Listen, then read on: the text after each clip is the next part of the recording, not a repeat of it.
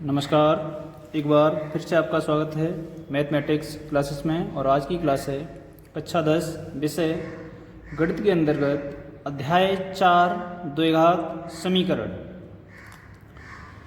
सबसे पहले जानते हैं द्विघात बहुपद को। द्विघात बहुपद किसे कहते हैं? तो द्विघात बहुपद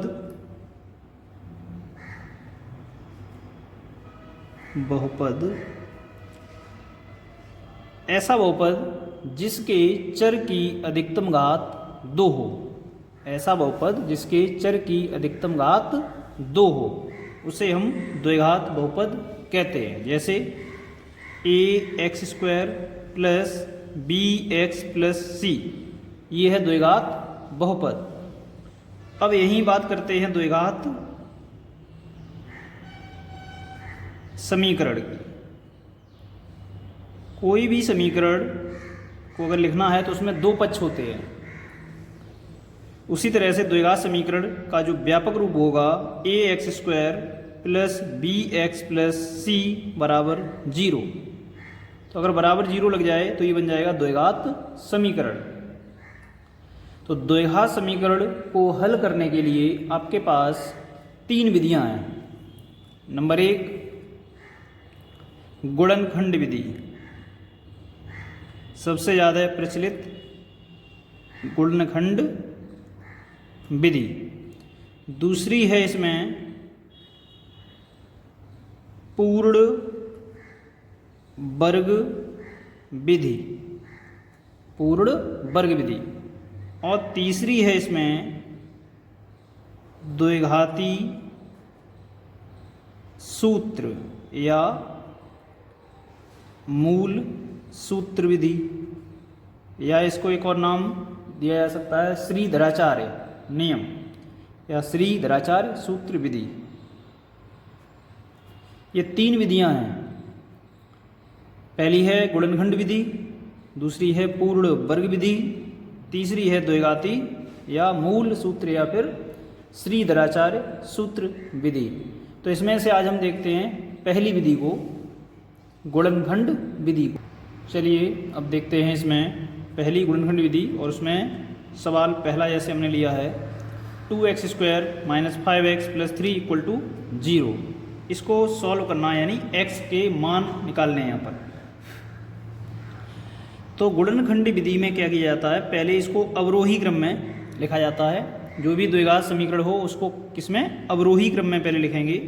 अवरोही क्रम का ये मतलब होता है घटते हुए क्रम में। तो इसको कैसे देखेंगे, घातों का घटता हुआ क्रम। तो यहाँ 2 घात, यहाँ पर 1 घात, यहाँ पर 0। x की घात 2, यहाँ पर 1 और यहाँ पर 0। तो इसका मतलब ये अवरोही क्रम में पहले से ही लिखा हुआ है। अगर नहीं लिखा हुआ हो तो उसको पहले अवरोही क्रम में लिखें। तो उसके बाद क्या करना है, x² का गुणांक यानी 2 और अचर पद लास्ट में c, तो इसका आपस में करना है गुणा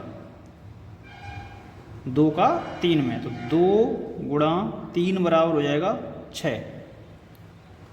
अब इस 6 के ऐसे गुणनखंड करने हैं कि गुणा करने पर तो 6 आए और जोड़ने या घटाने पर 5 आए, जो बीच में संख्या लिखी है। तो 6 किस किस पाड़े में आते हैं, तो ये आता है 2 के पाड़े में। तो 2 गुणा 3 बराबर 6, जैसा ऊपर किया है। अगर हम 2 और 3 को जोड़ दें तो कितना मिल जाएगा हमको, 5 मिल जाएगा। लेकिन माइनस का लाना है तो दोनों संख्या जो हैं वो माइनस की होंगी। तो माइनस का 2 माइनस का 3 बराबर माइनस का 5। अब इन दोनों के पीछे क्या करना है, x लगा देना है। तो ये बन जाएगा 2x² minus 2x minus 3x plus 3 equal to 0। तो न पहले में कोई चेंज हुआ, न लास्ट वाले में कोई चेंज हुआ। पद में चेंज होगा केवल बीच वाले में, जो bx वाला पद है उसमें। और इनको इकट्ठा करेंगे तो वही पद मिलेगा जो पहले दिया हुआ था। अब यहाँ बन गए 4 पद। तो पहले 2 में से कुछ कॉमन आ रहा है। एक तो संख्या 2 कॉमन आ रही है और एक x कॉमन आ रहा है। तो यहाँ बचेगा 2 तो पूरा कॉमन निकल गया, एक x निकल गया तो एक x बचेगा, माइनस 2x था और 2x पूरा कॉमन निकल गया। तो जब कोई संख्या पूरी तरह पूरी कॉमन आती है तो वहाँ 1 बचता है। अब यहाँ माइनस है, जो यहाँ चिन्ह है वो लिया जाएगा कॉमन। अब संख्या देखेंगे, इनमें से दोनों में से 3 कॉमन आ रहा है, तो 3 कॉमन लेने के बाद में यहाँ बचा x। चूँकि माइनस कॉमन लिया है तो इसके अंदर के चिन्ह भी बदलेंगे, तो प्लस है तो यहाँ माइनस हो जाएगा। और 3 कॉमन लिया है तो पूरा 3 कॉमन निकल के आ गया, तो यहाँ बची जाएगा 1। अब देखेंगे इन दोनों कोष्टकों में संख्या समान होनी चाहिए। अगर समान नहीं है तो ये सवाल कहीं ना कहीं गलत किया है आपने। तो यहाँ दोनों कोष्टकों में संख्या समान है, इनको फिर दोबारा से कॉमन लेते हैं हम बाहर की ओर। तो इतना कॉमन लेने के बाद में जब ये x - 1 कॉमन आया है तो यहाँ बचेगा 2x, और यहाँ ये निकल गया x - 1 कॉमन, तो बचेगा माइनस का 3 बराबर 0। x - 1 और 2x - 3, तो ये हुआ। अब यहाँ से क्या करेंगे, इनको एक एक करके 0 करेंगे। तो जब x - 1 = 0 तो x बराबर -1 को पक्षांतर करेंगे तो ये 1 हो जाएगा प्लस का। तथा जब 2x - 3, एक को हमने 0 कर दिया और x का मान निकाल लिया, और अब दूसरे को 2x - 3 बराबर 0 करेंगे तो 2x बराबर 3 हो जाएगा, उधर जाएगा तो माइनस का है वो प्लस का होगा। और x बराबर 2 इधर x की गुणा में है, पक्षांतर करेंगे तो 3/2 यहाँ लिख देंगे। अतः x बराबर 1, 3/2। तो ये दोनों x के मान हो गए, अर्थात इस द्विघात समीकरण का हल जो है वो x बराबर 1, 3/2 है। क्योंकि यहाँ पर x की सबसे बड़ी घात 2 है, इसलिए द्विघात समीकरण है, और इसमें x के 2 मान निकल के आएंगे, जितनी बड़ी घात उतने ही उसके मान। तो इस तरह से x का मान निकल के आ जाएगा, x बराबर 1, 3/2। अब देखते हैं दूसरा सवाल। ये है 4x² - 28x + 13 = 0। तो इसमें भी वही देखेंगे, पहले इसका अवरोही क्रम है या नहीं है, तो जो कि दे रहा है यहाँ पर। क्यों? क्योंकि x घात 1 यहाँ पर है, यहाँ 2 है, यहाँ 1 है और यहाँ पर 0 है। तो अब वही काम करेंगे पहले का, यानी x² के आगे जो गुणांक है 4, उसका सबसे लास्ट में जो अचर पद है उससे कर देंगे गुणा, तो 13 चौक 52 हो जाएगा। अब 52 के ऐसे गुणनखंड करेंगे जो जोड़ने या घटाने पर 28 आए। तो 52 जो होता है वो 26 × 2, ये भी 52 होता है। तो 26 और 2 को जोड़ेंगे तो कितना मिल जाएगा हमें, 28 मिल जाएगा। तो 26, लेकिन किसका लाना हमें, माइनस का। तो जोड़ने पर 28 आ रहा है और माइनस का लाना है, तो दोनों संख्याएं आपको माइनस की करनी पड़ेंगी, तब ये होगा माइनस का 28। अब लिखते हैं यहाँ पर, तो पहले और लास्ट में कोई चेंज नहीं करना है। यहाँ 28x की जगह पे माइनस का 26x और माइनस का 2x और प्लस के ये जो पीछे लिखे 13 बराबर 0। अब यहाँ बन गए 4 पद। अब पहले 2 में से कुछ कॉमन आ रहा है, तो 4 और 26, तो यहाँ से 2 कॉमन आ जाएगा, क्यों 4 के पहाड़े में 26 नहीं आते, इसलिए 4 हम कॉमन नहीं ले पाएंगे। तो यहाँ 2 कॉमन, और x² यहाँ है, यहाँ पर है x, तो केवल x कॉमन आएगा। अब बचेगा यहाँ पर 2, क्यों 2 का 2 का भाग 4 में देंगे, 2 बार जाएगा, एक x निकल गई तो एक x यहाँ बच जाएगी, माइनस 2 का भाग 26 में देंगे तो ये जाएगा 13 बार, और x निकल गई तो यहाँ कुछ बचा नहीं। यहाँ चिन्ह माइनस का है, माइनस लेना पड़ेगा। संख्या 2 कॉमन नहीं आ सकती, क्यों 2 के पहाड़ी में 13 नहीं आते, और ना यहाँ पर x है लेकिन यहाँ x नहीं है, तो यहाँ x को कॉमन नहीं ले पाएंगे। तो क्या लेंगे जब कुछ नहीं कॉमन आए, तो जब कुछ कॉमन आए तो 1 कॉमन लिया जाता है। अब 1 कॉमन लिया है और माइनस का चिन्ह कॉमन लिया, तो चिन्ह तो बदल जाएगा, और 1 कॉमन लेने से इस अंदर कोष्टक में कोई फर्क नहीं पड़ेगा, जैसा है वैसा ही लिखा रहेगा, लेकिन चिन्ह बदल जाएंगे। तो 2x प्लस से हो गया माइनस, और 13 बराबर 0।